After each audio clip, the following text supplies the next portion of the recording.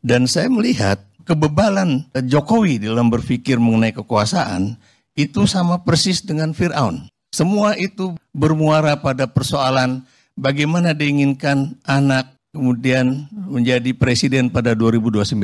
Tapi sebentar Prof, Anda kan profesor nih. Iya.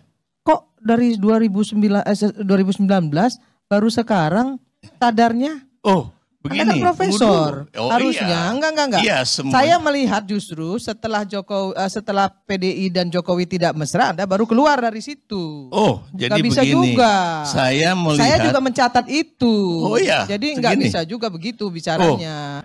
Kemarahan sampai ejekan dan bahkan makian dan fitnahan bisa dengan mudah disampaikan dengan media sosial. Mengatakan saya ini bodoh, pelongo-pelongo, Fir'aun. Kalau kita hanya ingin saling menyalahkan, caci maki, nggak selesai-selesai. Kapan berhentinya? Kapan kita mau membangun negara ini? Kapan kita mau melaksanakan semua program-program pemerintah? Sebetulnya Jokowi sudah bisa diimpeach. Kenapa? Karena itu juga terjadi di Amerika Serikat pada zaman pemilihan Nixon dan Jokowi dalam berpikir mengenai kekuasaan itu sama persis dengan Fir'aun. Jadi saya ini sedih kalau kita ini punya tradisi selalu menjelek-jelekan pemimpin, caci maki, cari kesalahan. Saya bukan apa-apa. Oh, saya dihina, saya dimaki-maki, difitnah udah biasa.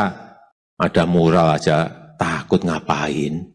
Baca ini, hati-hati, ini kebebasan berpendapat. Puan juga merasa akan ada sandera. Salah Prof. Apa? Puan bukan ngasih. Puan mengatakan ke publik bahwa Pak Jokowi tidak pernah minta 3 periode. Betul. Itu yang saya bilang. Pernyataan itu buat Makanya saya. tadi saya men-challenge apa yang disampaikan Faisal. Gitu Iya. Kenapa Kan Puan melakukan itu? anak dan itu ibu loh, ini lagi-lagi. bicaranya beda loh. Ya, Baru betul. juga Biar. dimaknai. Tapi yang jelas pernyataan itu bertentangan dengan pernyataan baik dari Megawati sendiri maupun Hasto Kristianto sebagai Sekjen PDIP. Tadi dikatakan EG ya, bahwa ini kekuatan yang strong leadership. Bukan. Itu kegilaan kekuasaan, Bang. Dan Anda tahu ya, bagaimana kebebelan berpikirnya Musa ya, yang kemudian akhirnya membuat Tuhan marah ya melalui Musa ya. Jadi perdebatan itu yang terjadi ya. Dan saya melihat mengapa dulu si MH Ainun Najib itu mempersamakan Jokowi dengan Fir'aun ya. Saya berpikir kayaknya Cak Nun itu bukan ingin bicara bahwa si Fir'aun itu jahat, membunuh dan sebagainya. Tapi yang ingin dikatakan bahwa kebebalan Jokowi dalam berpikir mengenai kekuasaan itu sama persis dengan Fir'aun. Ya, bagaimana saya bisa mengatakan demikian ya? Saya melihat ya, semua itu bermuara pada persoalan bagaimana diinginkan anak kemudian menjadi presiden pada 2029. Bagi kami Partai Nasdem yang selalu memberikan dukungan baik kepada Jokowi maupun kepada Prabowo Gibran tanpa mahar, tanpa syarat, saya kira apa yang disampaikan Pak Jokowi di Kongres Nasdem kemarin adalah sesuatu yang sunatullah. Nggak perlu diributin juga kali. Kenapa kita jadi cemen, cildis, begitu aja dikomentarin gitu. Kapan Indonesia ini akan jadi negara hebat kalau hal-hal kecil aja masih dipersoalkan? Dengan adanya media sosial seperti sekarang ini, apapun bisa disampaikan kepada Presiden. Mulai dari masalah rakyat di pinggiran, sampai kemarahan, sampai ejekan dan bahkan makian dan fitnahan bisa dengan mudah disampaikan dengan media sosial. Saya tahu ada yang mengatakan saya ini bodoh, pelongo-pelongo, tidak tahu apa-apa, Fir'aun, tolol. ya enggak apa-apa. Sebagai pribadi saya menerima saja. Jokowi itu mulai aneh di mata saya ya. Sebetulnya sejak 2019 ya. Bagaimana Gibran diajukan di Pilkada Solo ya. Anda bisa lihat ya. Itu kemudian ada istilah bahwa peristiwa di DKI ini betul. Tapi sebentar Prof. Apa? Kenapa Profesor, Anda kan Profesor nih. Iya. Kok dari 2019 baru sekarang sadarnya? Oh, begini. Anda kan Profesor. Oh, Harusnya iya. enggak. Iya, semua. Saya melihat justru setelah setelah PDI dan Jokowi tidak mesra, Anda baru keluar dari situ. Oh, jadi nggak bisa begini. juga. Saya melihat. Saya juga mencatat itu. Oh iya. Jadi nggak Begini. bisa juga begitu bicaranya. Gini, Jadi, tunggu dulu. netizen itu saya paham ingin loh, Pak. jelaskan dulu. Ada proses. Tadi saya katakan ada proses. Jadi jangan juga Saya bilang melihat, seperti itu. Saya melihat ya, apa yang terjadi pada 2019 itu ya. Ini saya pikir kok ini Mega kok biarin aja gitu kan. Kenapa demikian? Ada suatu keanehan ya. Apa yang terjadi di DKI itu adalah dicoba diulang pada proses di Solo tersebut ya. Kenapa kita nggak persoalkan hal-hal yang besar? Persatuan dan kesatuan bangsa kita, agar ke depan Indonesia ini akan menjadi negara besar.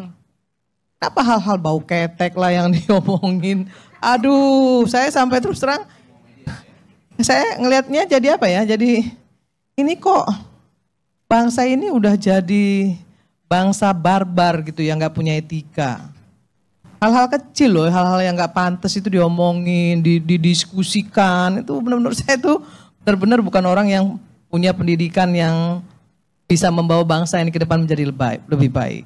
Dan jangan lupa ya, mengapa ada calon boneka yang tadi dikatakan itu kalau Anda lihat kalimatnya, mencegah misalnya terjadi instabilitas politik dan keamanan di wilayah, bukan di wilayah Solo pada saat itu. Karena kalau kemudian Gibran itu terpilih melalui suatu proses calon boneka, apa istilahnya itu, kota kosong, itu pasti penerimaan masyarakat begitu rendah. Makanya kemudian dibuatlah calon boneka, gitu kan. Dan ini juga yang akan dibuat dengan DKI tadinya ya. Kemarin Pak Jokowi menyampaikan itu dalam rangka bernostalgia dengan Pak Surya Paloh. Dan Pak Surya Paloh mengatakan bahwa sampai terakhir beliau menjabat, Nasdem akan tetap mengawal dan tetap setia untuk mengawal Pak Presiden. Nah, kalau tadi dikatakan bahwa dia datang di rame-rame, kemudian pulang ditinggalkan. Saya kira seperti yang saya bilang tadi itu kan sunatullah. Itu seperti yang disampaikan Dedi tadi benar. Mana ada presiden Indonesia yang pulangnya diantar rame-rame, digotong-gotong juga nggak ada. Gitu ya. Semuanya juga kalau udah selesai ya selesai. Gitu. Bahwa persoalan Jokowi dengan Mega itu memang persoalan periode ketiga, ya, yang tidak ingin diberikan oleh Megawati. Kenapa? Karena itu bertentangan dengan konstitusi, ya. Jadi itu memang benar dilakukan, ya. Kalau dikatakan tadi loh, kok Puan kok ngasih?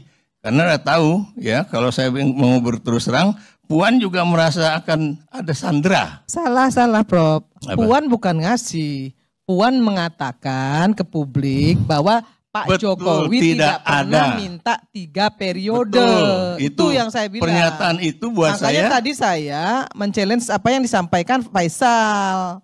Gitu Iya, kenapa Kan Puan melakukan itu? anak dan itu ibu loh, ini lagi-lagi- bicaranya beda loh. Iya, Itu harus betul. juga Biar. dimaknai. Tapi yang jelas pernyataan itu bertentangan dengan pernyataan baik dari Megawati sendiri maupun Hasto Kristianto sebagai Sekjen PDIP. Presiden terpilih Prabowo Subianto mengaku sedih karena banyak yang menjelek-jelekan Presiden Joko Widodo. Hal itu dikatakan Prabowo dalam pidato penutupan Kongres 3 Partai Nasdem pada Selasa 27 Agustus 2024. Jadi saya ini sedih. Kalau kita ini punya tradisi selalu menjelek-jelekan pemimpin, caci maki, cari kesalahan. Saya bukan apa-apa. Paradigma berpikirnya bangsa ini, ya, dan yang namanya madu ya lebah. Ya, kalau di mana ada madu di situ ada lebah. Di mana ada gula di situ ada semut. Pada saat dia berkuasa ya dia dilulukan semua. Wah, saya juga jadi saksi kok di ILC ini. Siapapun yang nyerang Jokowi dulu, mohon maaf, koalisi Jokowi Ma'ruf itu semuanya pasang badan, termasuk Dedi, termasuk saya harus akui itu.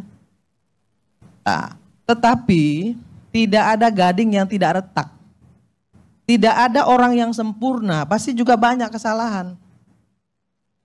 Tapi bagi Partai Nasdem hari ini kami menyampaikan kepada publik, menyampaikan kepada seluruh rakyat Indonesia, ya udah kita tinggalin. Kemudian kita bangun bangsa yang baru dengan satu ikatan persahabatan antar partai politik. Kritisi penting. Sebetulnya Jokowi sudah bisa diimpeach. Kenapa? Karena itu juga terjadi di Amerika Serikat pada zaman pemilihan Nixon dan Kennedy kalau nggak salah ya. Kennedy kalau nggak salah. Sama Johnson. Ya. Ketika Presiden Nixon berupaya menggunakan intelijen memata-matai kantornya Partai Demokrat. Jadi karena dia menggunakan data intelijen, wah ini sama ini dengan kasus. Ya. Kan BIN-nya PDIP. Oh, intelijen kita kan BIN-nya PDIP. Itu gimana begini. Nah, ini ya. saya tanya. Oh iya. Hanya bertanya nih. Saya tidak menyatakan apakah ketawa BIN-nya siapa. Yang jelas penggunaan aparatur yang intelijen negara, baik itu yang dikatakan apakah itu BIN ataukah kemudian BSSN ataupun BAIS ya, itu buat kami adalah suatu yang diharamkan ya, menggunakan intelijen untuk memata-matai partai-partai politik. Dalam pidatonya, Prabowo menyinggung pemerintahan yang dipimpin oleh Presiden Jokowi. Menurutnya, prestasi Jokowi memimpin bangsa Indonesia selama ini sangat mengagumkan. Bagaimanapun prestasi pemerintahan yang dipimpin oleh Pak Jokowi ini mengagumkan banyak negara. Prabowo juga menyinggung keberhasilan Presiden Jokowi dalam membawa roda perekonomian Indonesia. Di mana ada presiden, ada pemerintah bisa menjaga inflasi 2,5%. Di mana coba dibuka sejarah 30-40 tahun ke belakang sampai sekarang. Sedikit negara 2,5% inflasi. Dan ini prestasi yang bukan jatuh dari langit.